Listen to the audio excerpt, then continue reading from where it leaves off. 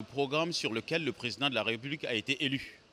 Donc c'est les 12 chantiers que nous devons faire en sorte de réaliser pour le bonheur du peuple tchadien. On a un Premier ministre qui est un diplomate, donc on espère qu'il va pouvoir jongler avec la société civile, avec les syndicats, avec la population pour la sécurité et tout comme je l'ai dit tout à l'heure. Et nous exigeons aussi les 30% de femmes. Donc nous espérons que tout ça va se passer pour que dans les 5 ans à venir, nous puissions effectivement accomplir la volonté du chef de l'État. Nous n'avons pas d'objection par rapport à ces programmes parce que c'est un programme taillé et en fonction du besoin de la population. Notre souci là, c'est la mise en œuvre pour que ces bas peuples-là puissent au moins avoir le bénéfice, le minimum de survie.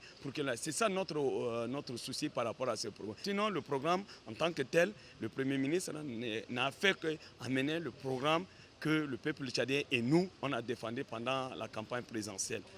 Nous prions Dieu que l'électricité, la nourriture, la sécurité puissent être vraiment à la une et voir la santé et la scolarité des enfants. Le programme politique du chef du gouvernement de la Ve République, c'est un programme qui a quand même des substances et c'est un programme qui est costaud.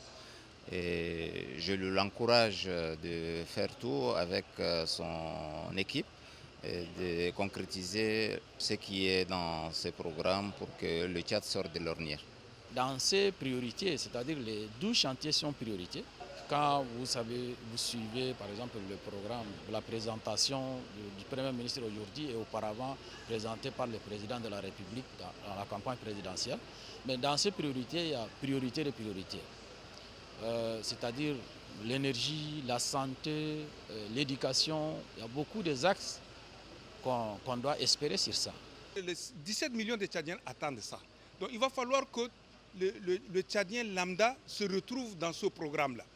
Il va falloir que la ménagère se retrouve dans ce programme. Il va falloir que l'étudiant, le paysan, la paysanne se retrouve dans ce... Donc moi je crois que nous devrions simplement accompagner le gouvernement, accompagner le Premier ministre dans l'applicabilité de ce programme.